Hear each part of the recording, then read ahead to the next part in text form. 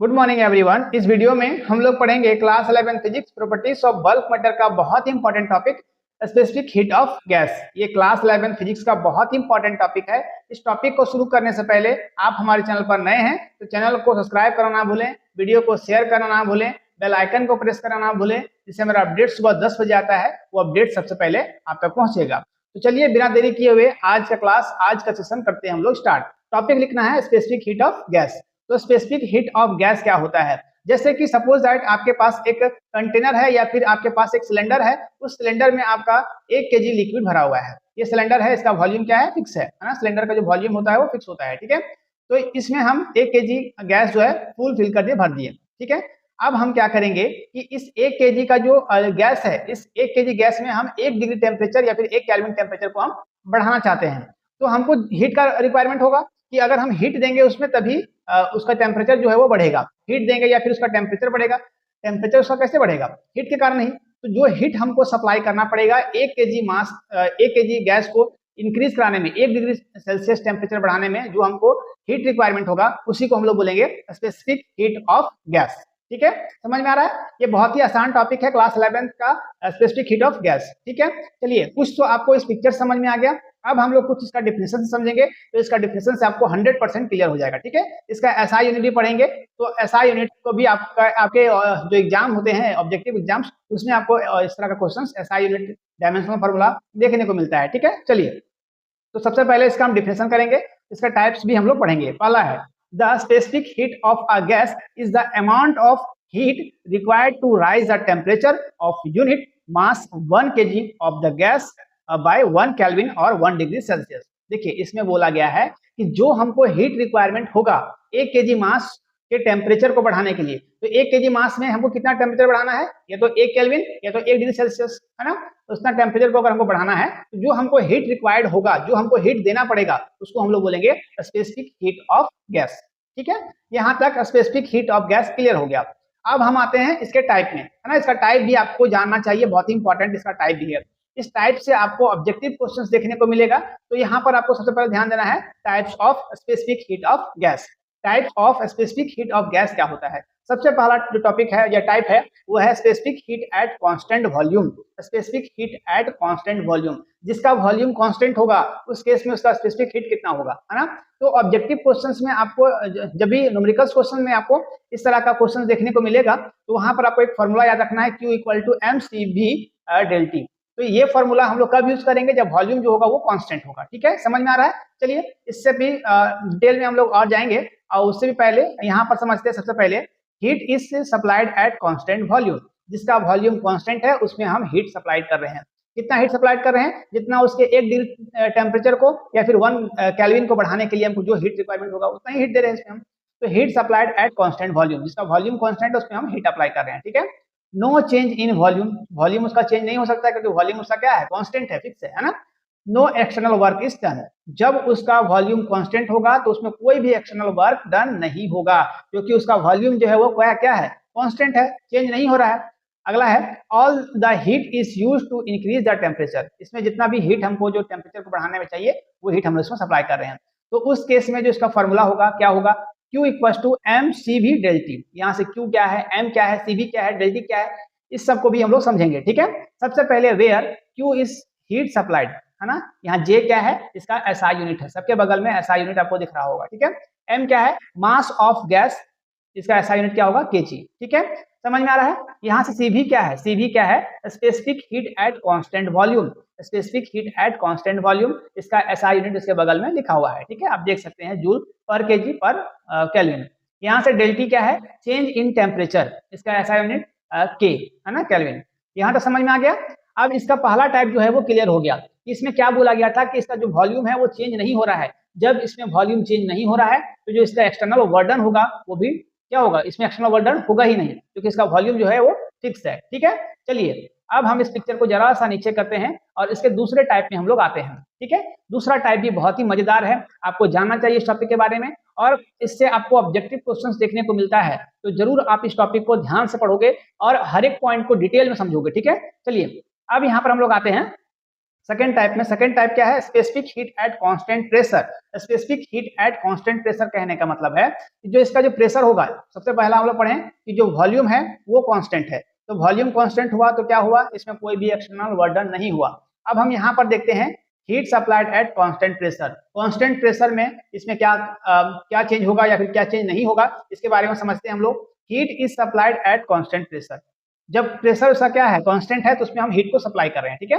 Gas expand, तो देखिए जैसे ही कांस्टेंट प्रेशर था उसमें हम हीट अप्लाई किए तो गैस क्या होगा, हीट के जाने से, देखिए जब हम लोग दोपहर के समय फ्यूल लेते हैं, तेल लेते हैं, उस समय आप देखते होंगे कि जो गैस का एक्सपेंशन होगा, जब आप दोपहर के समय आप अपने गाड़ी में तेल या फ्यूल डलवाते हो तो उस समय आपका जो गाड़ी का जो माइलेज है वो कम देगा। क्यों? क्योंकि उसमें हीट टेम्परेचर क्या होता है, बढ़ा हुआ होता है, जिससे उसका जो एक्सपेंड होगा गैस का वो बहुत ज्यादा होता है। इसीलिए कभी भी हम लोग जो तेल फ्यूल डलवाते हैं अपने बाइक में या फिर कार में, वो कब डलवाते हैं, या तो सुबह या तो शाम, जब टेम्परेचर क्या होता है, नॉर्मल होता है, उस समय हम डलवाते हैं, ठीक है। तो इसमें क्या होगा, गैस एक्सपेंड होगा। जब हम हीट उसमें अप्लाई किए तो गैस क्या होगा, एक्सपेंड होगा, टूटेगा, एंड डज एक्सटर्नल वर्डन, तो उसमें क्या होगा, एक्सटर्नल वर्डन शुरू हो जाएगा, ठीक है। Part of heat is use in doing work. Part of heat जो होगा वो क्या करने लगेगा, अपना वर्क काम करने लगेगा। टेम्परेचर क्योंकि बढ़ रहा है, उसका हीट हम सप्लाई कर रहे हैं, तो उस केस के लिए remaining part increase the temperature. Remaining जो बचा हुआ पार्ट है वो क्या होगा, टेम्परेचर के बढ़ने के कारण या फिर हीट के सप्लाई के कारण वो क्या होगा, बढ़ने लगेगा, ठीक है। चलिए यहाँ से अब हम जरा सा और नीचे आते हैं। तो यहाँ पर आपको ध्यान देना है, इसका जो फॉर्मूला है Q equal to M C P del T. यहाँ से केवल Cp यहाँ पर चेंज होगा, क्या होगा यहाँ पर, स्पेसिफिक हीट एट कांस्टेंट, जहाँ वॉल्यूम है वहां पर क्या हो जाएगा, प्रेशर हो जाएगा, ठीक है। बाकी सब सेम रहेगा, यहाँ तक कोई दिक्कत नहीं। इसका हम लोग टाइप समझ लिए, दोनों टाइप आपको आई होप समझ में आया होगा। तो अभी तक अगर आपको कुछ भी समझ में आया होगा मेरे से, तो आप चैनल को सब्सक्राइब करना ना भूलें, शेयर करना ना भूलें और बेल आइकन को प्रेस करना ना भूलें। आपके लिए हम रेगुलर इस तरह का वीडियोस लेकर के आते रहेंगे। आप चैनल को सपोर्ट करोगे, आपके सपोर्ट से ही हम लोग आगे बढ़ेंगे। तो आप सपोर्ट करोगे तभी हम आगे बढ़ पाएंगे। तो हमारा जो ड्रीम है, हम कोशिश कर रहे हैं जितना जल्दी हो सके आप लोगों को स्मार्ट बोर्ड के साथ स्मार्ट तरीके से पढ़ा पाएं।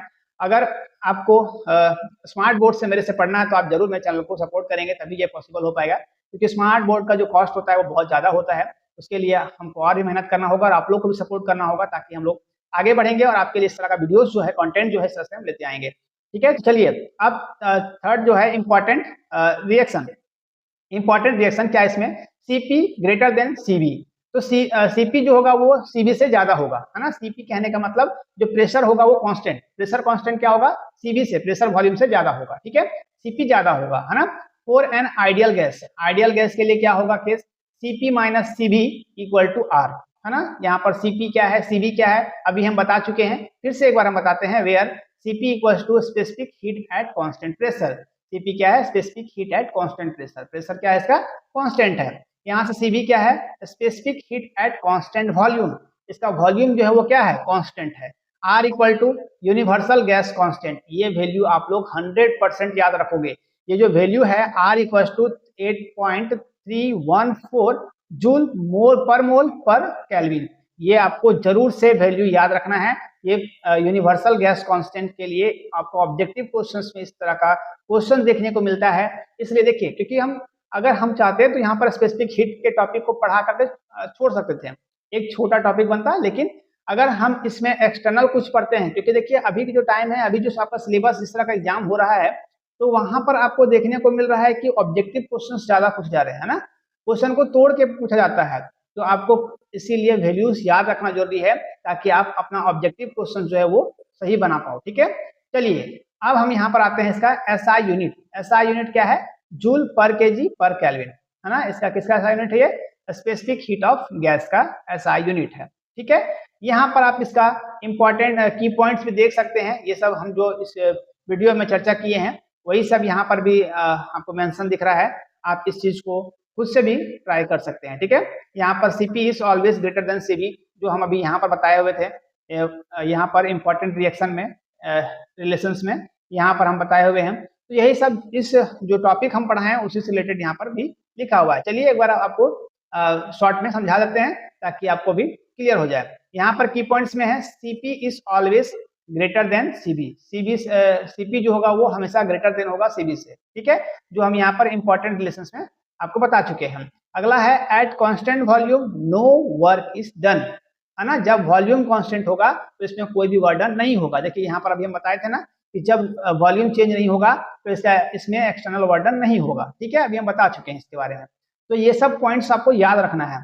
एट कांस्टेंट प्रेशर, जब प्रेशर कांस्टेंट होगा gas expends and does work, है ना। यहाँ पर बोला गया है कि जो गैस होगा, सॉरी जो प्रेशर होगा वो कांस्टेंट होगा तो गैस क्या होगा, एक्सपेंड होगा, एंड डज वर्क, इसमें वर्क डन होगा क्योंकि हीट हम सप्लाई इसमें कर रहे हैं। ठीक है, the value of Cp and Cv depend on the nature of the gas and temperature.